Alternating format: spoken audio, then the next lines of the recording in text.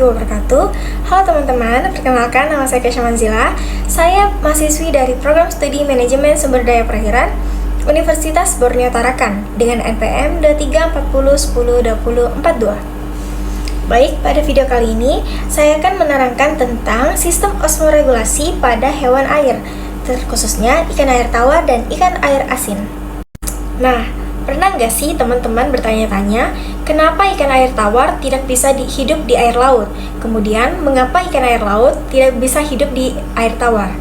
Jawabannya ada di proses yang namanya osmoregulasi. Jadi, osmoregulasi itu seperti sistem pengatur kadar air dalam tubuh makhluk hidup. Bayangkan, seperti kita mengatur beberapa banyak air yang masuk dan keluar dari tubuh kita. Kemudian, kenapa sih proses ini penting? Nah, coba teman-teman bayangkan, kalau sebuah sel mendapatkan terlalu banyak air, sel tersebut bisa meletus. Sebaliknya juga, jika sel-sel tersebut kekurangan air, sel-sel tersebut akan mengerut seperti balon kempes dan akhirnya akan mati.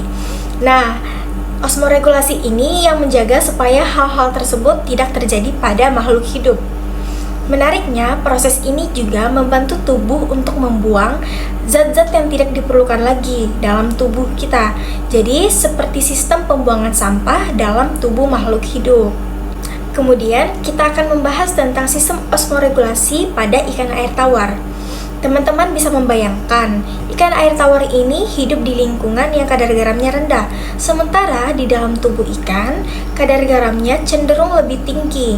Lalu, apa yang akan terjadi pada ikan air tawar? Ya, air dari luar terus-menerus berusaha untuk masuk ke dalam tubuh ikan air tawar. Lalu, bagaimana cara ikan air tawar mengatasi masalah tersebut? Pintarnya, ikan air tawar mempunyai beberapa strategi untuk mengatur hal tersebut. Yang pertama, mereka jarang meminum air karena air sudah terlalu banyak masuk ke tubuh mereka melewati kulit dan insan.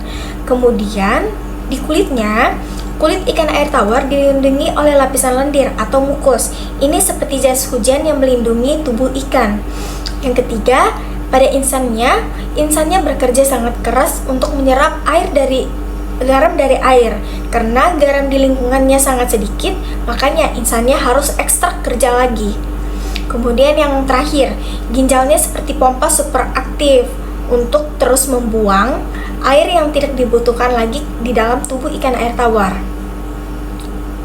Lalu yang menariknya, pada ginjal ikan air tawar mempunyai banyak glomeruli yang besar-besar. Ini seperti saringan yang bisa menahan garam tetap berada di tubuh ikan air tawar sambil terus membuang air yang berlebih dalam tubuhnya. Kemudian, sistem osmoregulasi pada ikan air laut. Ikan air laut menghadapi masalah yang sangat berbeda. Mereka hidup di lingkungan yang super duper asin, jauh lebih asin dari tubuh mereka. Akibatnya, air dari tubuh mereka justru cenderung tertarik untuk keluar.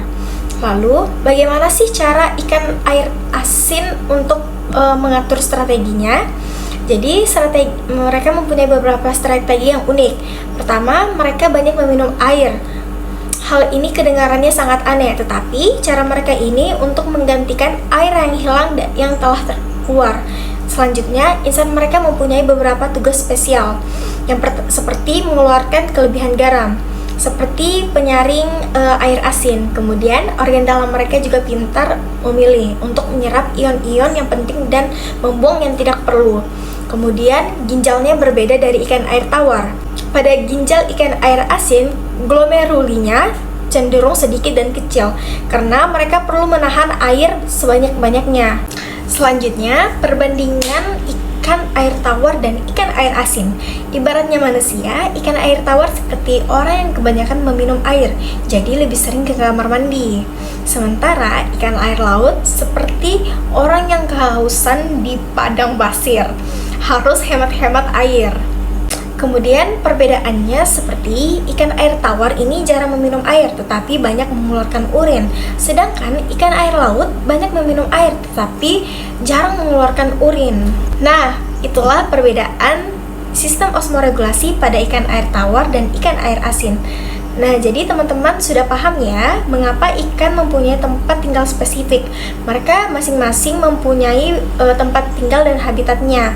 Ini semua berkat proses osmoregulasi yang luar biasa. Semoga penjelasan saya hari ini dapat bermanfaat bagi teman-teman semua. Wassalamualaikum warahmatullahi wabarakatuh.